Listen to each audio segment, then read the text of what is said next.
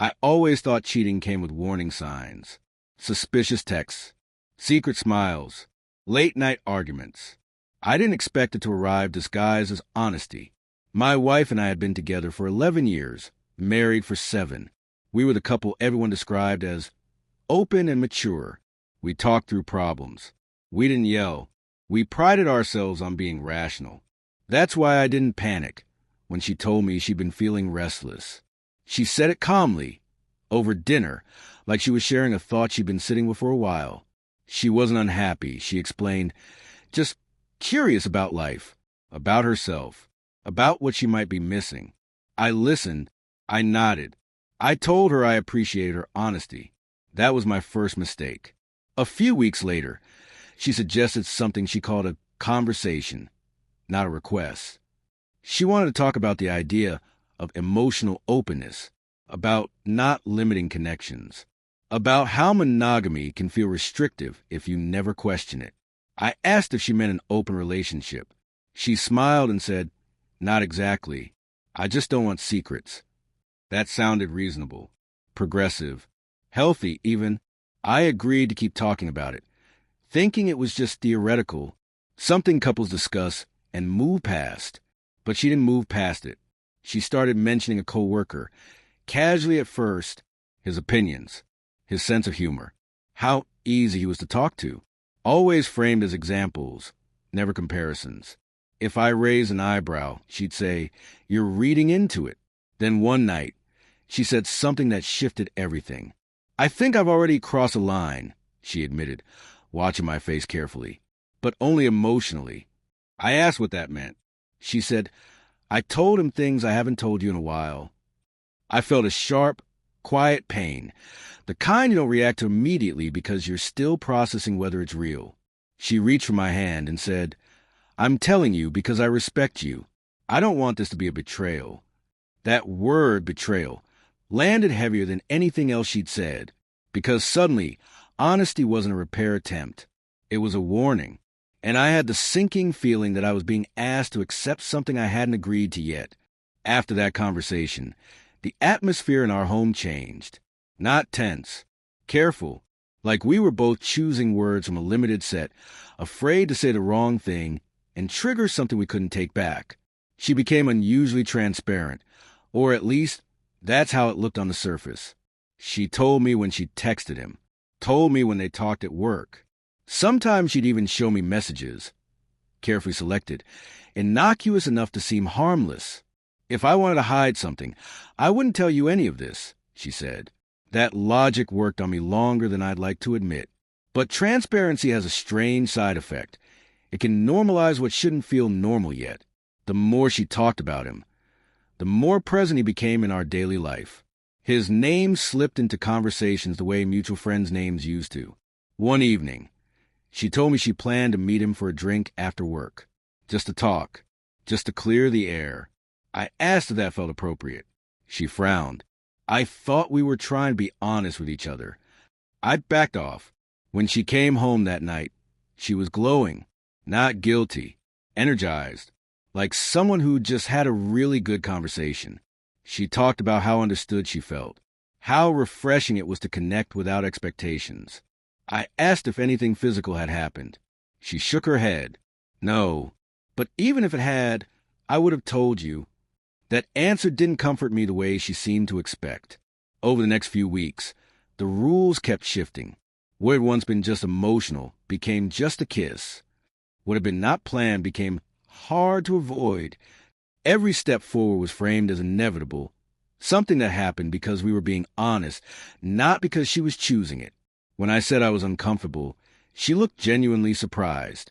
"I thought you were more evolved than this," she said quietly. That sentence stayed with me, because suddenly my discomfort wasn't a boundary, it was a flaw. And the more I hesitated, the more it felt like I was failing some unspoken test. I realized then that this wasn't an open relationship we were discussing. It was a permission structure, and I was the only one being asked to give anything up.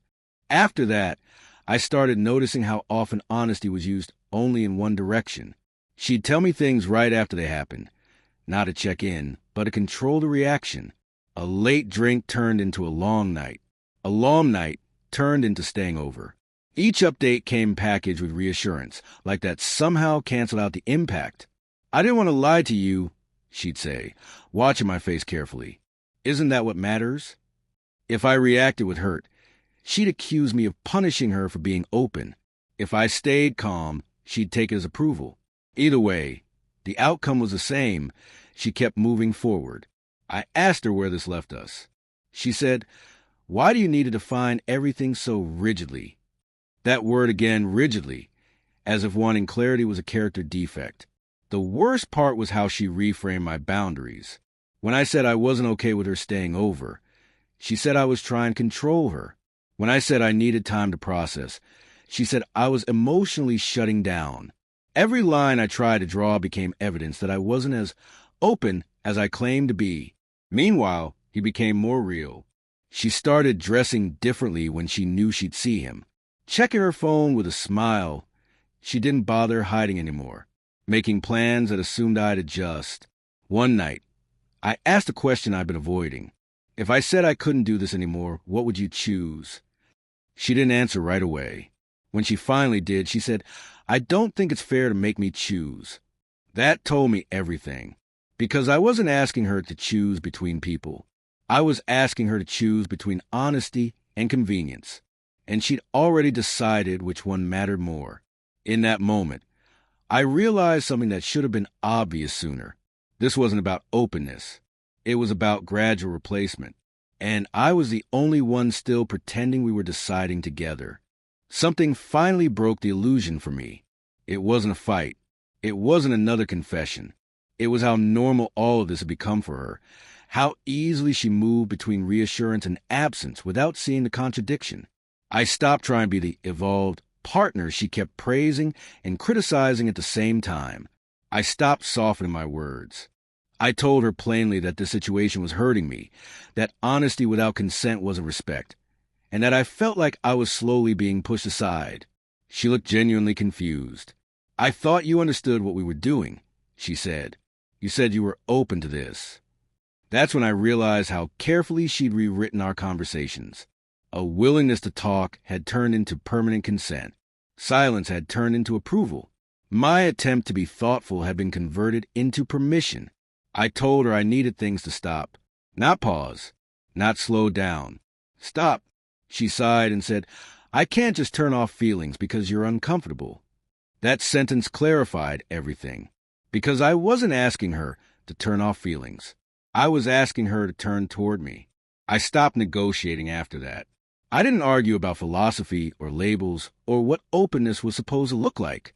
I focused on practical things, finances, logistics, space. I spoke to a lawyer, quietly, not to escalate, but to understand what protecting myself actually meant.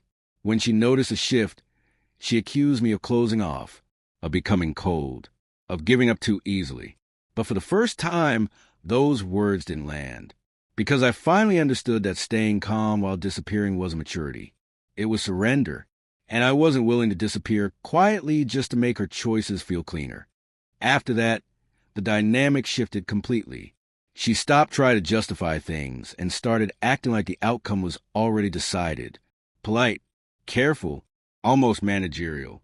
She talked about timelines, about needing space to honor her feelings, about how messy endings don't have to be cruel.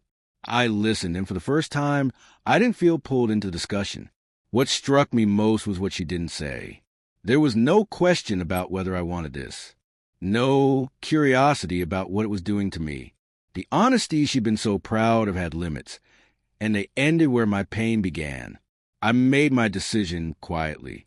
I didn't announce it during an argument or frame it as an ultimatum. I got my affairs in order, separated finances, and told her I was leaving once everything was already set. When I said it, my voice didn't shake. She looked stunned, not devastated, stunned, like she assumed I'd keep adapting, keep understanding, keep making space for her choices. The weeks after were harder than I expected, but also clearer. I stopped questioning my reactions, stopped replaying conversations to see where I'd misunderstood, stopped wondering if I'd failed some invisible test of emotional maturity. What I learned is this. Honesty without boundaries isn't honesty, it's convenience. And openness that only moves in one direction isn't growth, it's replacement. If someone tells you they value truth, but asks you to accept pain as the price of their self-discovery, pay attention. Being calm doesn't mean you have to stay. Being understanding doesn't mean you have to disappear. Walking away didn't make me close-minded. It made me present again in my own life on my own terms.